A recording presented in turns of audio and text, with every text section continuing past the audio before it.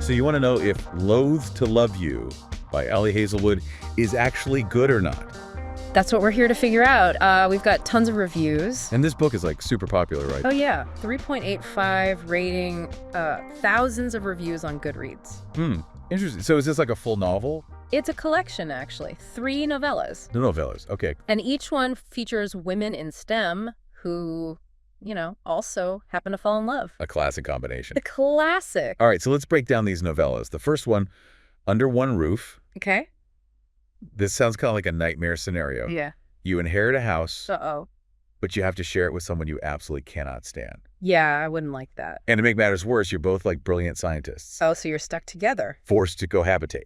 This is just asking for trouble. Well, that's the whole premise. Yeah. Hazelwood really uses that enemies to lovers trope. Oh, I love that, Drew. Yeah, and she uses that forced proximity to really build the tension. Not just romantic tension, but also it explores their professional passions as scientists. So they're not just falling in love. They're like pushing each other intellectually, too. Exactly. They're both brilliant in their own right.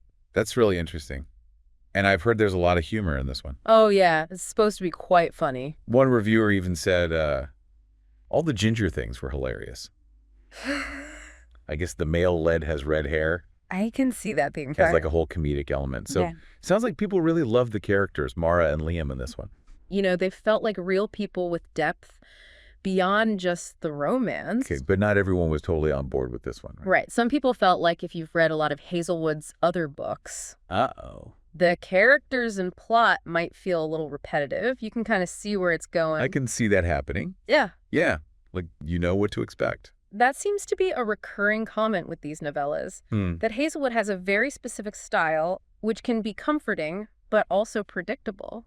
Okay, so let's move on to the next novella. Stuck with You. Now we're going to space. Ooh, space. We've got 2 engineers, Sadie and Eric, trying to save a NASA satellite. Important mission. Super important. But here's the catch. They get trapped together in a tiny compartment. Oh, no. Talk about forced proximity. It's a stream. Seriously. It's like Hazelwood took that trope and cranked it up to 11. The pressure's on. And it's not just a house this time. Yeah. It's like the fate of a critical mission hanging in the balance. High stakes. Super high stakes. Yeah. But from what I've seen, people really loved the banter between Sadie and Eric. Oh, yeah. They describe their interactions as funny and heartwarming.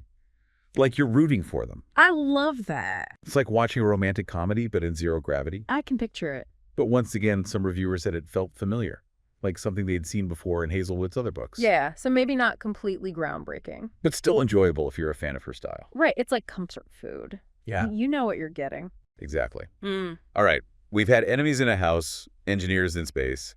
Now let's go to the Arctic. Brr, it's cold. This novella is called Below Zero, and it follows Hannah, an engineer who gets stranded after a research mission goes wrong. Oh, that sounds dangerous. It is. And of course, there's a handsome rescuer named Ian who tries to save the day. The classic. But this novella has something different. It adds a survival element to the romance. Oh, wow. So it's not just about the relationship. Exactly. They're fighting to stay alive in this harsh environment. That's a whole other level of tension. And people really highlighted Hannah's strength and resilience in this one. That's always a good thing. It seems like this novella might have the least predictable storyline of the bunch. Interesting. Maybe Hazelwood's trying something new here. It's like she's exploring different facets of STEMinist romance. Yeah, seeing how these tropes play out in different settings. From a shared house to outer space to the Arctic. It's quite a range. She's keeping us on our toes. Exactly. So we've got these 3 novellas with this STEMinist romance vibe. It's a popular genre. But what does that even mean? What sets it apart from just a regular romance? Well, it's not just about the setting. It's about showcasing women in STEM fields as the protagonists. Not just the love interests. Right. They're the ones driving the plot. They're brilliant, ambitious, and facing real challenges in male-dominated fields. And that's what's resonating with so many readers, right? Absolutely. They're seeing themselves represented in these complex, capable characters. It's not just a sweet love story. It's about seeing women break barriers and pursue their passions. And finding love along the way. Of course, because it is still a romance novel. Exactly. And Hazelwood doesn't shy away from the steamy scenes. Oh, no, she does not.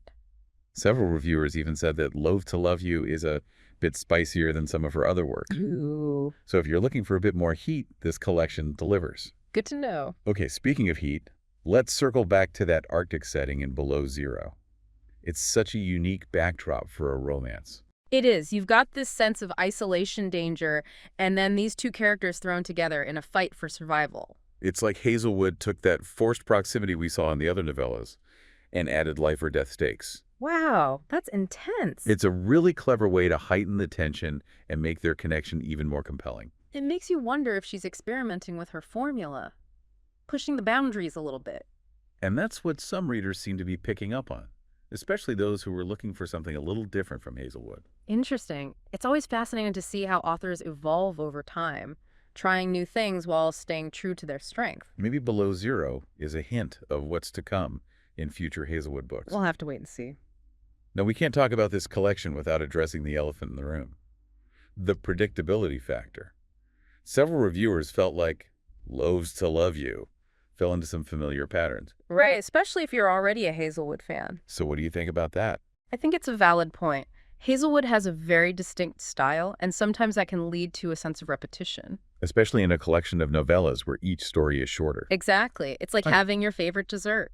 It's delicious and comforting. But after a while, you might want something different. Precisely. It comes down to personal preference. Some readers love the familiarity, They find comfort in Hazelwood's formula. while others might be looking for something more innovative and surprising. So the big question is Loathe to Love You worth your time? Well, we've laid out the facts.